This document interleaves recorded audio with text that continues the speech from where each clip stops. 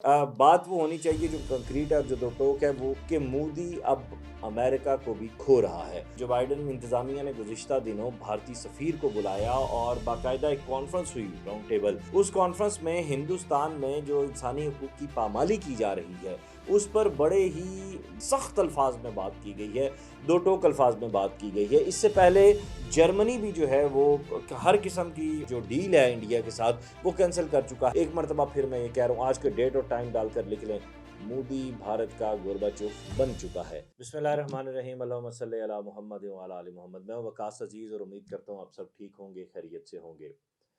गुज़िश्ता दिनों कुछ ऐसे मामलात रहे जिसकी वजह से मैं मुसलसल अपने व्लॉग्स नहीं अपलोड कर सका, आपसे मुखातिब नहीं हो सका।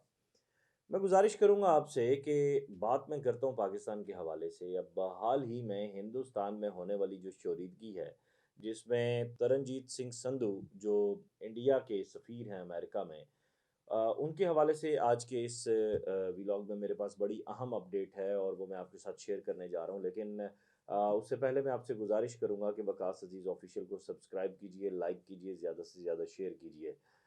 बुनियादी जो मामला है इस वक़्त जो देखने में आ रहा है वो ये है कि हिंदुस्तान में किसानों के हवाले से जो मूवमेंट है उसमें वहाँ की सेलिब्रिटीज़ भी वहाँ पे, वहाँ का आम आदमी भी मुसलसल ट्वीट्स भी कर रहा है, आवाज़ भी उठा रहा है। वहाँ का मीडिया भी पहले जो है वो मोदी की आवाज़ बोलता रहा और आज भी मैं ये समझता हूँ कि हिंदुस्तानी मीडिया जो है वो दुनिया का दहशतगर्द तरीन मीडिया है, क्योंकि इस मीडिया ने कभी भी इंसानियत के हक़ में बात नहीं की। इसने हमेशा दहशतगर्दों के हक़ में बात की है। इसने हमेशा फ़ाशिस्ट मोदी के हक़ में बात की है। इसने हमेशा दहशतगर्द जो फ़ौज है भारत की उसके हक़ में बात की है।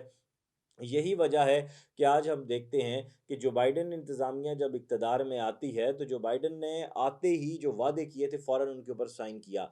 ल और उसके साथ-साथ इंसानी हकूक़ और इंसानी इक़दार की पामाली दुनिया भर में जहाँ पे हो रही है, उसके हवाले से जो बाइडेन ने अपने कंसर्न ज़ाहिर किए। एक हवाले से देखा जाए तो ये बड़ी खुशाइंद बात भी है कि जो बाइडेन ने जो कहा, उसने उस पर अमल दरामद भी किया। यही वजह है कि जो बाइडेन इंतज़ामिया ने गुज़िश्ता दिनों भारतीय सफ़ीर को बुलाया और बाकायदा एक कॉन्फ्रेंस हुई राउंड टेबल। उस कॉन्फ्रेंस में हिंदुस्तान में जो इंसानी हकूक़ की पामाली की जा रही है, उस पर बड़े ही बहुत ही जो हमारे ज़राए हैं उन्होंने बताया कि सख्त अल्फाज में बात की गई है, दो टोक अल्फाज में बात की गई है। इससे पहले जर्मनी भी जो है वो हर किस्म की जो डील है इंडिया के साथ वो कैंसिल कर चुका है, बिलखुसूस असलहे की खरीदो फरोख्त के हवाले से, बिलखुसूस उनकी जो म्यूचुअल ट्रेड थी उसके हवाले से।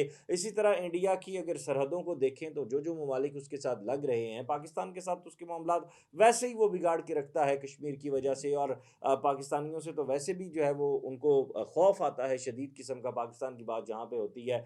चाइना के साथ लद्दाख बॉर्डर पे उनके इश्यूज़ चल रहे हैं। ईरान जो है वो इस्लामी बरादर मुल्क होने के नाते कश्मीर में जो कुछ मज़ालिम हो रहे हैं उसकी वजह से पहले ही जो वहाँ पे एक गैस पाइपलाइन बिछने का मंसूबा था, ईरान उससे पीछे हो चुका है। रशिया जो है वो भारत के मज़ालिम में उसका साथ नहीं दे रहा। रह गया अफ़गानिस्तान, तो वो उस सरज़मीन को भारत टारगेट करके पाकिस्तान में अपनी शरपसंद कार्रवाइयाँ फैलाने की कोशिश करने माज़ी में भी उसने की और अब भी करने की कोशिश कर रहा है। लेकिन ये पाकिस्तान की मज़बूत सिफ़ारतकारी है और अफ़गानों के ऊपर पाकिस्तान के जो एहसानात हैं उनको मद्देनज़र रखते हुए गाहे जो है वज़ीर-ए-आज़म इमरान खान साहब और army chief general Qamar Javed Bajwa जो हैं और डीजीआईएसआई जनरल फैज़ हमीद जो हैं, उनकी जानिब से जो सिफ़ारतकारी का मामला होता है, उसको देखकर फिर जो है वो इंडिया घबराता है, पीछे हटता है। लेकिन अभी जो जो बाइडेन इंतज़ामिया की जानिब से इक़दामात किए गए हैं, मैं समझता हूँ कि बड़े दो टोक हैं और बड़े बरवक़्त हैं, और उन्होंने ख़ास तौर पर मोदी को एड्रेस करके जो बाइडेन इंतज़ामिया ने कहा है, जो बाइडेन ने कहा है कि अब हमारे पास मज़ीद कोई लिवरेज की चॉइस नहीं बनती कि हम आपको स्पेस दें और आप अपनी मनमानी करते रहें। किसानों के हकूक़ के हवाले से बात हुई है, दलितों के हकूक़ के हवाले से बात हुई है, दीगर जो मज़ाहिब के मानने वाले हैं, जिनमें ईसाई हैं, जिनमें यहूदी हैं, जिनमें मतलब ब बुद्ध मत के पैरोकार हैं, उनको जिस तरह टारगेट किया जा रहा है भारत में, इसको लेकर जो बाइडेन इंतज़ामिया ने वाशगाफ़ अल्फ़ाज़ में कह दिया कि अगर अब भी मोदी बाज़ ना आया शरपसंदी से और अब भी मोदी अगर इस चीज़ से बाज़ ना आया, तो बहुत मुश्किल है कि इंडिया और यूएसए जो रिलेशनशिप जो है वो मज़ीद कंटिन्यू कर सके, क्योंकि ट्रंप के दौर में मोदी ने ट्रंप की शह पाकर कश्मीर में आर्टिकल 370 का खात्मा किया।